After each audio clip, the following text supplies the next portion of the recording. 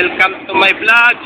Ito po, bali latest update po para po sa commuter railway po. Ito, bali ito. May mga poste na po.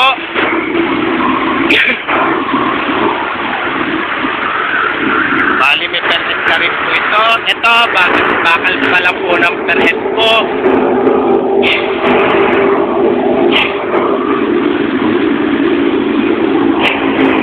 So, pupunta po tayo sa EDSA station po para po sa latest update po.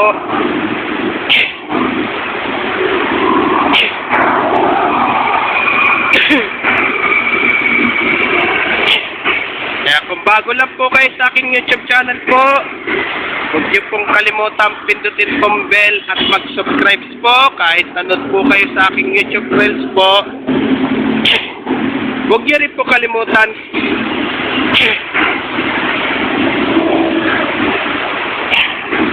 i-subscribe nyo na rin po yung ang aking YouTube channel po.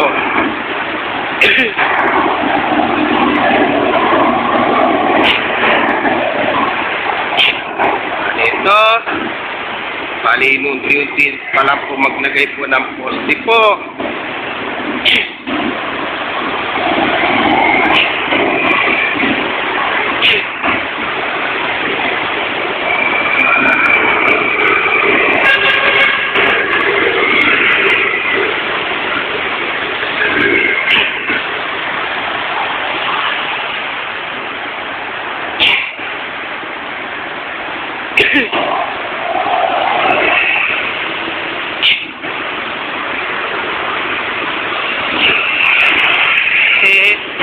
Kung meron pa ba kaya may maapektuhan po, gawa po kasi po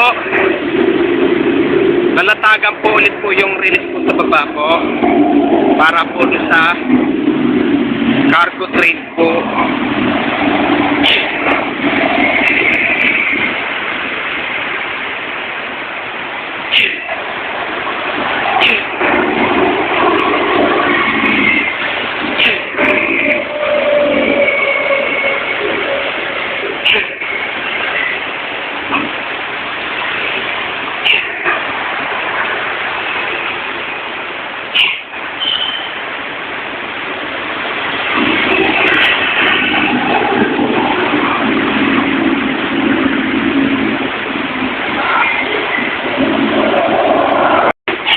Po, bali may mga nag-uukay na rin po kasi po doon po itatayo po ang station po ng North-South Commuter Railway po.